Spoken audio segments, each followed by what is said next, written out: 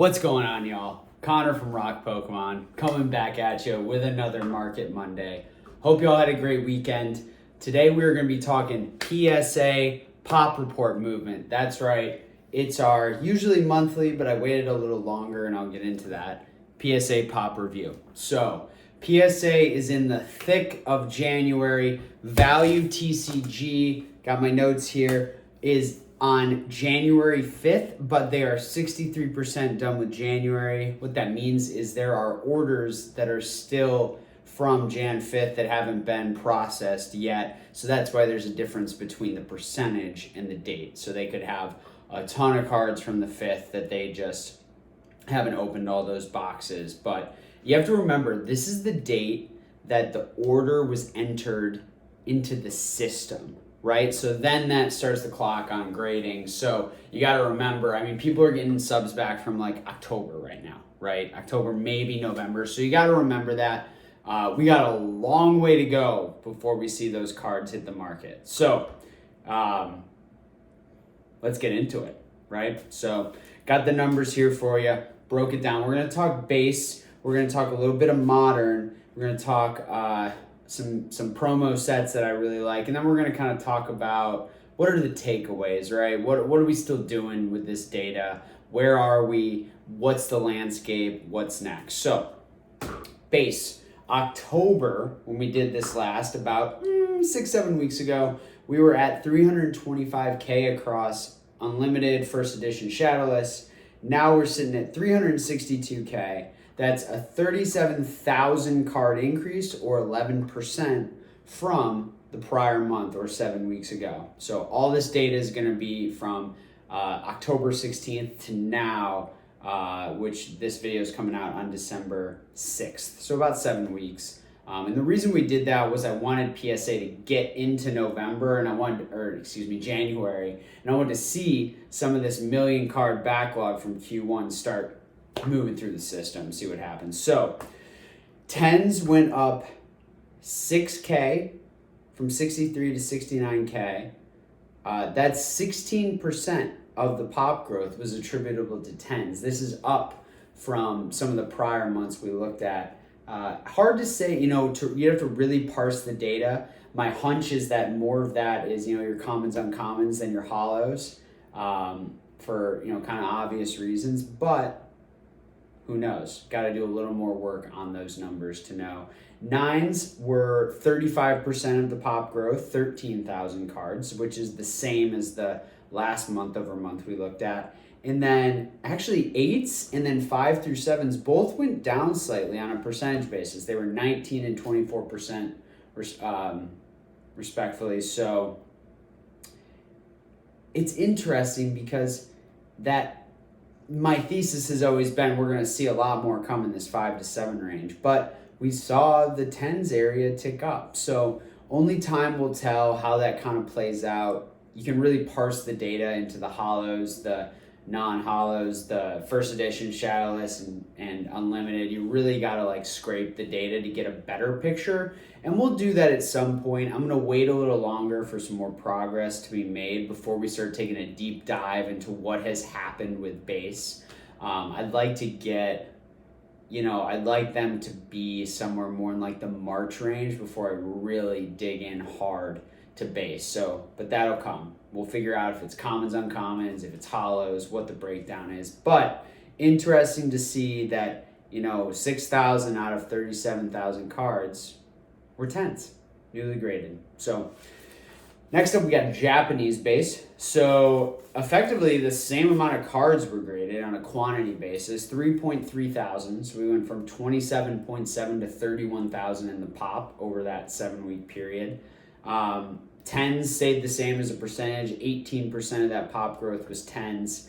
9s went up to 39% of what was graded. And that makes a lot of sense to me, because a lot of what you find with Japanese vintage base is that they're very high quality cards, but they might have an issue with centering, right? So centering might be wildly off, and then maybe there's a small surface issue or a print line if it's a hollow, what have you. So it makes sense that a lot of those are coming in 9s because they were such high quality cards but they are older, right? So it's not like they're all just getting 10s. So it is still difficult there. Then we saw 8s go down. So kind of 9s poached away from 8s potentially. 18% of that pop growth was 8s. But then 5 to 7, that actually went up to 21% of the pop growth. So we saw more of the cards graded fall into that 5 to 7, which is interesting with Japanese base because usually there's a lot of quality there. But a lot of people had random Japanese cards in their binders that they YOLO'd to PSA. So again, we'll dig more into base as things flesh out more. There's really no point yet because we know there's a lot more to come. So let's talk modern. So evolutions. 17.6 thousand evolutions Charizards, the regular holo, have been graded. What's crazy about that is there's 17.6 thousand, 17,600. 11,000 of them are 9s. Only 332 are 10s. And this is something my boy Cano Shark talks about. Look, Evo was printed into oblivion, and it's absolutely ridiculous. I mean, the pop's almost at 100,000. 18% growth. We're at 98,500 cards from Evolutions, 2016 Evolutions in the PSA Grading Pop. But there's only 332 Zards, the regular holo reprint Zard in 10, which I think is just wildly interesting and maybe a place to keep an eye on just as things flesh out. I poo-poo on modern a lot, but 2016 is more like modern, whereas I talk a lot about like hyper modern or ultra modern, which is like the newest set, like Evolving Skies or Fusion Strike or what have you. So it's really interesting to watch those 10s on the Evo pops and just that like disparity in percentage between 9 and 10. Now, is that also a function of PSA being a more harsh grader, right? And so now we're getting a lot of evolutions set in with this grading boom at a point where PSA is so much more strict, but I think it's largely a function of the terrible, I was going to cuss, but I won't, terrible print quality that we saw in Evo, especially in some of those holos. So another fan favorite, Hidden Fates. There are 117,000 Hidden Fates cards graded. Absolutely blows my mind. It's a 19% increase over the past 7 weeks. I mean, just absolutely nuts. So, and the Zard in that set is just absolutely wild too. I looked at it, but I forget the number. But there are, did I say that right? 117,000 Hidden Fates cards in the pop. Pretty wild. So, lastly, what I want to look at is a little, what I would call a 9-ish month review, starting in March of this year to December now, of one of my favorite sets. You see it back here. Right here is half of it. The other half's on the other side of that. This is hilarious right here. And that's Southern Islands. 18 card set. You can also see it up here in Japanese. 6 holos, 12 non-holos. Amazing set. My absolute, hands down, probably my favorite, set for a lot of reasons in all of Pokemon. It's hard, but it's definitely up there. Amazing promo set. Just so cool. Honest, I love it so much. In March, there were close to 3,400 cards from that set graded. So only 3,400, right? It's a small set, right? It's an 18 card set. So you got to think about that. Now in December, there's 6,100. So that's an 81% increase. No surprise there, almost double. Pretty close, right? 2,700 cards graded on 3,400 that were there before. But when you look at the 10s, we had 1,063 10s. Now we have 1,678, but that's all the 10s, right? So 10s were about 31% of the pop. Now they're about 27.5% of the pop. So a lot of cards sent in, less 10s, makes sense. I would expect that. What's crazy is when you look at the holo 10s. So there's 6 holos, right? Mew, Vileplume, Togepi, what didn't I say? Marill, Pika Blue, Slow King, and what else did I not say? Ladybug. So the Mew hasn't moved at all. There's only like, it's either 15 or 19 total. I think it's 19 total graded. March, there were 155 10s, and now there are 186. That's it. Total. 31 more 10s over the past 9 months. 1% of the pop growth, of the total pop growth. So when you think about that, that's because of the way that these reverse hollows are so difficult to grade. The way they came in that like cellophane promo pack stacked, they can move around in there. I mean, very difficult. Like, it's almost like as soon as they printed them, they became a 9. Like, as soon as they touched the air. It's crazy. Like, the way those reverse hollows get scratched, like, you can have perfect centering, perfect front, perfect corners, perfect edges, but, like, you touch the surface, like, with your finger, and if you had, you know, boom, 9. So, not unexpected, pretty crazy when you think about it, but I don't know. It's just an interesting thing to look at, you know, see where, you know, when all things end up fleshing out with all these pop reports, what's going to have, you know, some true rarity to it, right? And, you know, I think maybe like 10s, which I don't own any. I have I have a 9.5 Marill that I do think would be a 10. That's a pretty strong one. What are the subgrades on that? 9 centering, 9.5 on everything else. It's pretty darn good. It's got a shot. The centering might keep it 9 at PSA, but I'm not going to cross grade it because I love how that blue card looks in that blue CGC slab. It looks real good right now. So, graded that one myself, actually, that whole set. So, which is pretty sick. So, the 10s are just so interesting in that set, and it's really cool to like think about that and think about it over time. You know, if people want master sets and there's only, you know, 186 total, there's only 19 Mews or whatever, there can only be 19 master sets of 10s. It's pretty cool. So, got to remember that. So, what are our takeaways? You know, like I said, kind of late fall returns are starting to flow in. We got complete through dates through Jan 5th. They're like 60 whatever % done. You know, I think that spread kind of between when cards are coming back and when the complete through dates are is going to get wider because now they're moving through all those cards from Q1 and like it depends how fast now they can start, you know, grading and catching up because Nat wants to do whatever, a million, what is it? How much are the numbers? 1 million cards a month or whatever, like 35, maybe even up to 40,000 cards a day. I mean, that's crazy. Right now they're doing, what are they doing?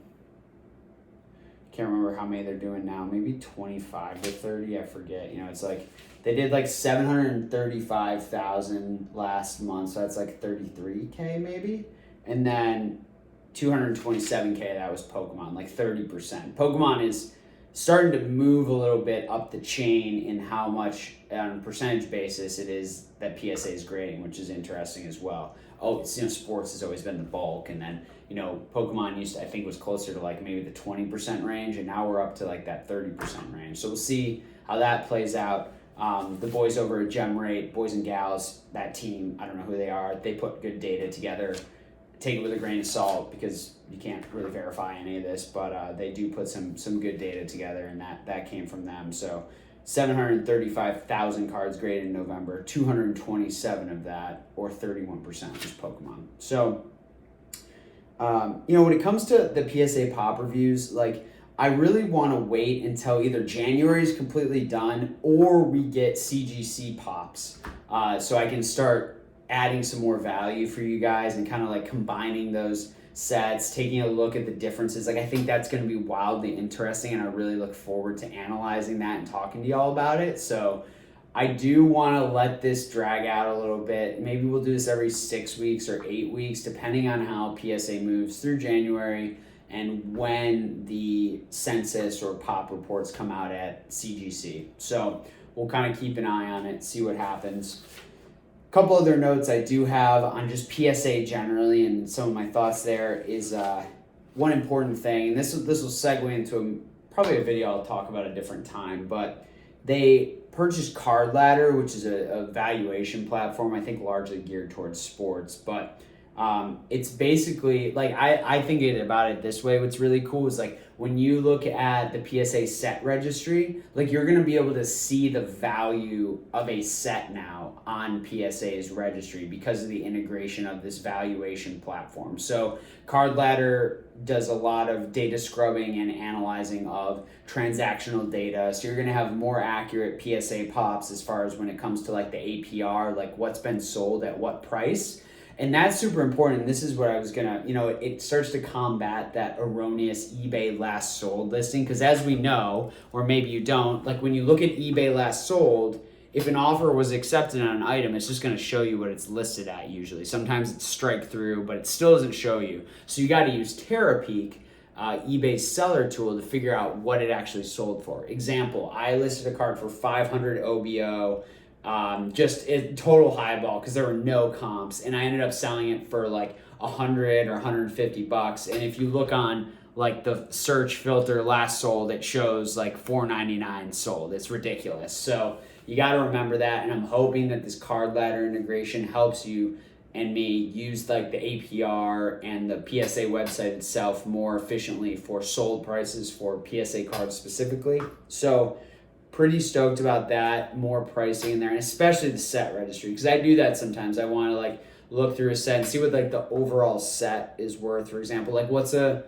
PSA 10 shadowless base complete set worth? Like that would be really cool to know based on the current market, and that's going to be valuable data for people who care about the value of their cards. If you don't, you just use the registry to keep track. But so that, and I'm super curious how things play out with how many cards Nat wants to grade. And like I think it's a total pipe dream. I think he's just throwing candy out there for you guys to salivate at when he talks about $10 a card grading. Why would you ever grade at $10 a card when you can do the volume you're doing at much higher price points and hit the same revenue? It's less work. Like how are you going to quality control? How are you going to hire that many people, build, take over that many facilities, train that many people? And then what happens if you overshoot, right? Now you've got all this labor. You might have expanded into more spaces, locked into long-term commercial leases even, perhaps. Who knows? Depends what they're doing. And then all of a sudden, like this grading boom starts to like really back off, and it's like, well, we want to do 1 million cards a day, but now, or 1 million cards a month, but now there aren't 1 million cards a month to grade. And we could be a far way off from that, but it's just going to be so fascinating to watch if like this industry overshoots the demand of the market as far as the demand for grading cards. Now, I don't think demand's going anywhere soon, but there's no, like, in my opinion, and I'm willing to be wrong on this because who really cares, but in my opinion, I think it's a pipe dream to see $10 a card grading. There's like a freaking chasm between $150 and $10. I mean, let's get to maybe 100. Let's open regular maybe at 75, maybe even 50 if you're lucky. But there's a chasm between 50 and 150. I mean, you just got to think about it from like a business perspective as they're planning out their next moves. Why would they want to grade more volume at a lower price when they can hit the same top line number and probably have better margins on grading, one card at 150 instead of 10 cards at 15? I mean, it's just simple. So we'll have to see how it plays out, how they hire, what they do. But, those are my thoughts. Hopefully you find some good takeaways from this. I love doing these pop report reviews, but obviously, like I said, we want to see more of what CGC is doing. We want to see them move through January over at PSA. I just want to get a better idea of where the backlog's at. So we'll do another one probably in 6 weeks, but I'm sure in the interim there might be something cool that comes up. CGC launches their pop reports, and then we'll dive right in. So I'm super excited about that. I thank you guys so much for watching. You guys are absolute legends for hanging out with me every Monday. Please give the video a like, maybe share it with someone in the industry or in the hobby that you are a friend with who might enjoy this type of content. And if you're new here, welcome. I truly appreciate you being here. This is just a fun kind of side hustle, adventure for me outside of the realm of my normal day-to-day job. So I truly appreciate y'all being here and hanging with me, dealing with my bad lighting and my terrible mustache. But, we like to have fun here. So look out for Market Mondays every Monday. Look for a podcast with Rob from Red or Blue every, maybe 2 weeks. We're going to start doing live, just Q&A session, chat hangouts for our podcast as well, which I think will be super fun. Look for some box breaks coming up. I'm over on Whatnot too once in a while. So, but yeah, enjoy the content. I appreciate all of you. We're growing like crazy. It's honestly wild to me. And if you do get a chance, please go check out the NAMI fundraiser all through December. We are raising a goal of $2,500. And if we hit that goal, someone's going to win this Japanese base set pack that honestly, it's kind of like, I don't know what the weight is because it's got a sticker on it, but it does have the full, I don't know. I'm calling it unweighed because I don't really know what the hell's going on with that one. So I do hope someone wins that. I do hope we get to that $2,500 goal and help boost awareness for mental health, illness. It's something very near and dear to my heart. So I would truly appreciate it if you check out that video and consider donating. But all in all, happy Monday. Thank you all for being here so much. I appreciate you. Every single one of you are absolute legends. Take care, and as always, collect what you love, but do it intelligently. See ya.